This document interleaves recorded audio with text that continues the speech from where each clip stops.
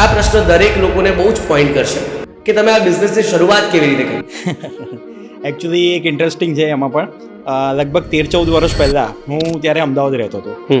તો ત્યારે મારે પણ સેમ નવો ફ્લેટ ખરીદ્યો હતો. તો કિચન બનાવવાની જરૂરત પડી. એની અંદર અલગ અલગ જે સપ્લાયર્સ વેન્ડર્સ બધા અમે હોઈએ તો એને ગોતતો હતો. એમાં મને ખબર પડી કે આખું સેક્ટર જે હતું એ બહુ જ અનઓર્ગેનાઇઝ અનપ્રોફેશનલ જોવા મળ્યું. એટલે એના પરથી મારે આની શરૂઆત કરવી પડી. એટલે અનઓર્ગેનાઇઝડ એટલે તમારો શું અનુભવ રહ્યો?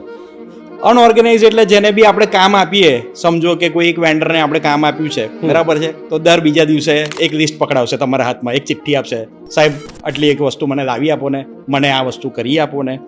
આપણે પૂછીએ અમને કેટલો ટાઈમ લાગશે, તો એનો કોઈ જવાબ નહીં. કેટલા પૈસા થશે, તો એનો કોઈ જવાબ નહીં. એટલે શું સમય ખબર નથી, શું ખર્ચો થશે ખબર નથી. જે સૌથી મોટો અત્યારનો એક પ્રશ્ન હોય છે, આપણને બનતા પહેલા એનું એક્ઝેક્ટ અમાઉન્ટ, એનું એક્ઝેક્ટ ટાઈમ આપણને ખબર હોવી જોઈએ. યસ. તો એ બધી બાબતો એની અંદર બહુ જ મેટર કરે છે. એમાં આપણે આ વસ્તુની શરૂઆત કરી હતી. ઓકે.